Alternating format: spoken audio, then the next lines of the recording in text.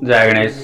मैं पंडित दौलतराम शाश्वत आप सबका इस YouTube चैनल पर स्वागत करता हूं। सभी ज्योतिष प्रेमियों का मेरा राम राम। आज मैं आपको बताने जा रहा हूं कुंडली के अंदर ऐसे कौन से ग्रहों की युक्ति होने से उस भाव से संबंधित विच्छेद करवा देता है। जैसे दसम भाव में अगर उन ग्रहों की युक्ति हो, पिता से संबंधित, व्यापार से संबंधित, कर्म से संबंधित विच्छेद करवा देता है।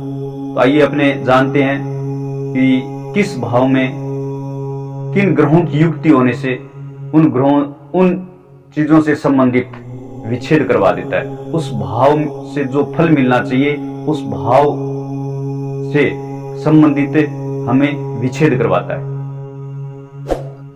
जातक की कुंडली के अंदर अगर राहु और शनि किसी भी भाव में बैठा हो तो उस भाव से संबंधित जो फल है उसका विच्छेद करवाएगा ही करवाएगा। जैसे अगर प्रथम भाव में अगर राहु और शनि की युक्ति बनी हुई है तो आरोग्य से संबंधित विच्छेद करवाएगा, आत्मबल कमजोर करवाएगा, ख्याति उसको नहीं मिलेगी, व्यक्तित्व उसका वंचित रहेगा, चरित्र से वंचित रहेगा।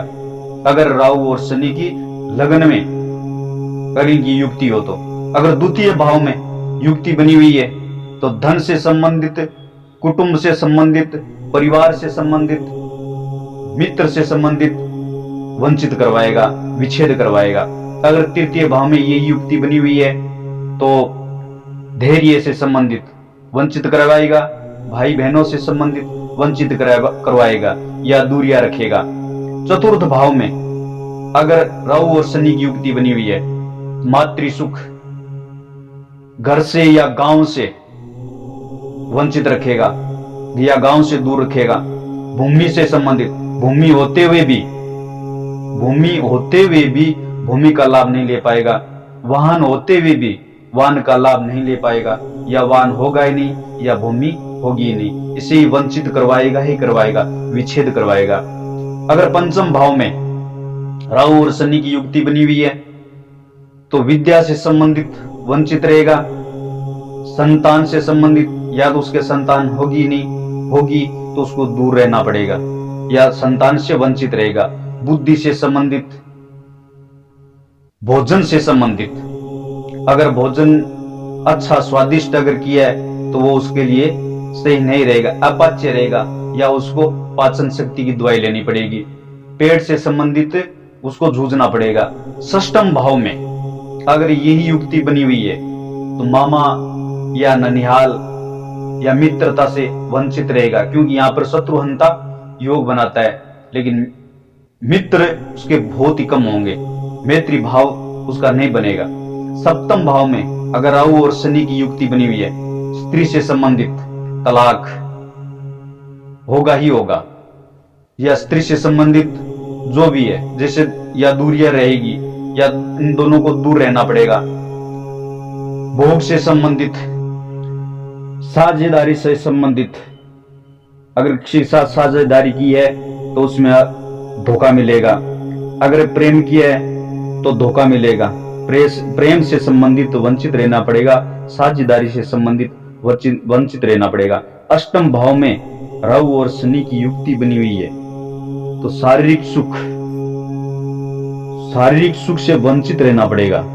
इस अष्टम भाव में शनि बैठा हुआ आयु वृद्धि कारक है, आयु तो बढ़ाता है, लेकिन शरीर का सुख है वो राहु और शनि की युक्ति से शरीर का सुख है वो क्षीण कर देगा, इसलिए सुख से संबंधित वंचित कर देगा। नवम भाव में भाग्य से संबंधित जूझना पड़ेगा। धर्म कर्म से संबंधित वो कभी भी योगदान नहीं कर पाएगा, दान पुण्य में कभी भी योगदान नहीं कर पाएगा। गुरु से संबंधित वंचित रहना पड़ेगा अगर ये राहु और शनि की युक्ति नवम भाव में बनी हुई है। दसम भाव में राहु और शनि की युक्ति है तो पिता से संबंधित वंचित रहना पड़ेगा या पिता से दूर रहना पड़ेगा। व्यापार से संबंधित वंचित रहेगा, कर्म से संबंधित एक कर्म नहीं कर पाएगा, अलग अलग कर्म करेगा। जो भी कर्म करेगा साल 2 साल में उसको उस कर्म से, उस काम से हाथ धोना पड़ेगा, फिर दूसरा करेगा, फिर तीसरा करेगा। नौकरी एक जगह स्थायी रूप से नौकरी नहीं कर पाएगा। राजसिक सेवा, राजकार्य से संबंधित उसको सेवा जो मिलती है उससे संबंधित वंचित रहना पड़ेगा। विदेश यात्रा इसके भाग्य में नहीं है, क्योंकि विदेश यात्रा नहीं कर पाएगा।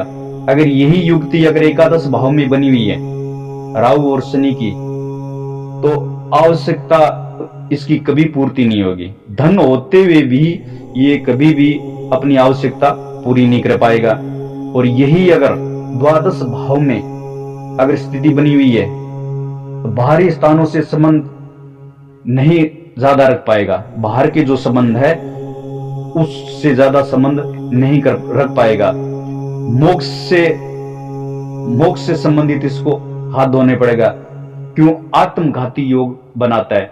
द्वादश भाव में अगर राहु और शनि बैठा हुआ है तो ये आत्मघाती योग बनाता है, और इसको प्रेत श्रापित योग भी बोलते हैं। और जो इंसान और जिसकी कुंडली के अंदर, जिस जातक की कुंडली के अंदर ये योग बना हुआ है, तो वो अपने हाथ से कभी भी पौधे न लगाए। अगर पौधे लगाते हैं तो वो कभी भी नहीं पनप पाएगा। अगर जब तक ये इन ग्रहों से संबंधित शांति नहीं करवाता है तब तक ये पूर्णतया से फल नहीं दे पाएंगे। तो यह जानकारी आपको कैसी लगी? आप अपनी राय जरूर व्यक्त करना। ज्यादा से ज्यादा इस वीडियो को लाइक और शेयर करना। जय गणेश।